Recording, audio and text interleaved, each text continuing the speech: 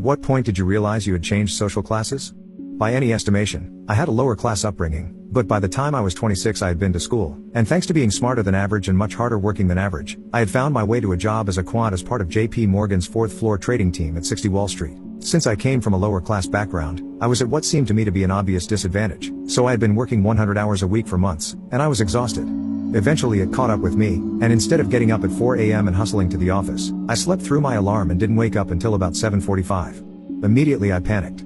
8 a.m. is very late to arrive for work on a fixed income trading floor, and I didn't want to give anyone an excuse to criticize me.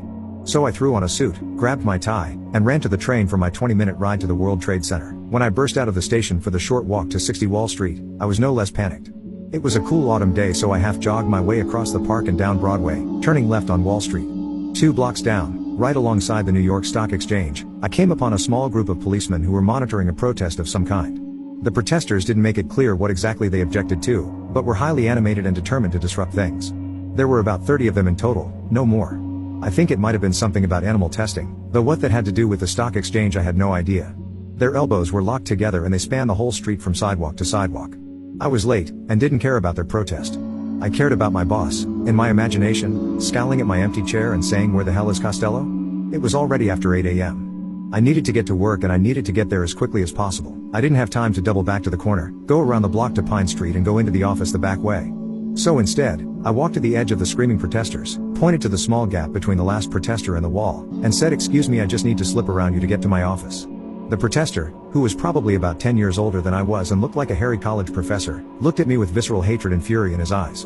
I had never seen him before, of that I was sure, but I was equally certain he utterly despised me. He shoved his face close to mine and screamed, "No fuck ing way, man. No fuck ing way," and braced himself with the woman beside him. They both tightened their grip on each other. I looked at them dumbfounded. Whatever they were protesting, it had nothing to do with an up-jumped white trash, glorified mathematician like me from the wrong side of the tracks. I was just late for work.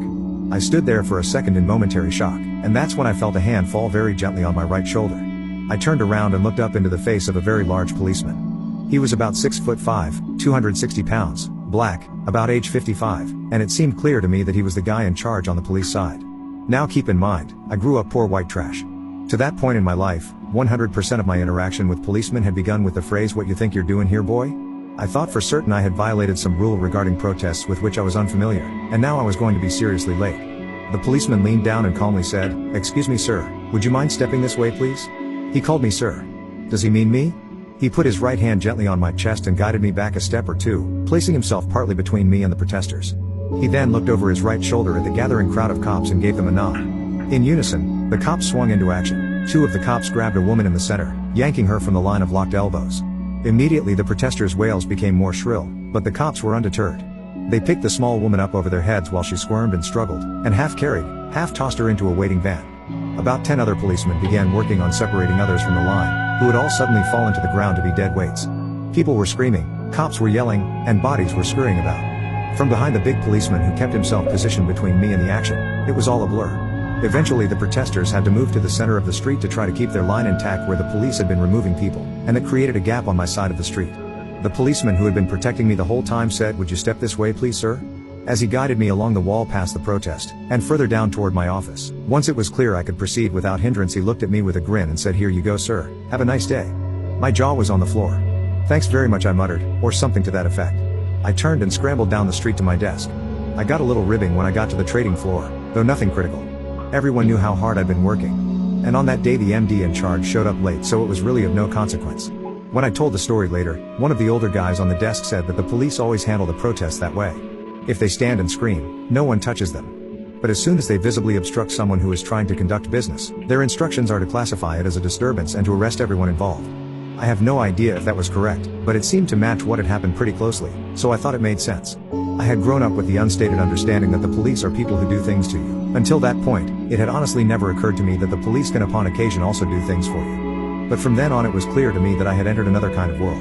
I didn't know what exactly it meant yet, but I knew that the rules for where I was were very different from the ones I had grown up with. I guess that means my social class changed. And if there was a moment I realized it, that was certainly it. The thing I remember most was this enormous black policeman, who was the absolute picture of civility to me. I sometimes wonder what he might have felt like addressing a kid no older than his children as sir. But I honestly don't think it fazed him because he wasn't really doing it for me. As I walked away from him, he flashed me a grin and a little nod that said that he and I were on the same side, so I'm convinced it didn't bother him. This was just how he thought broader society was best served. In the far-off distant past of 1990, protecting society meant defending the stupid naive kids who were just trying to get to work from the mob of raging protesters who were voicing their grievances, and civility was a part of that. God knows I'd have called him sir in return. But in post-2020 New York, protecting society is beginning to mean something else entirely. I guess what I'm saying is, the police matter. And if their job becomes nothing more than an extension of the latest political will to power, Mayor de Blasio and the other advocates of fairness may end up learning that it's much harder to build a working society than it is to tear one down.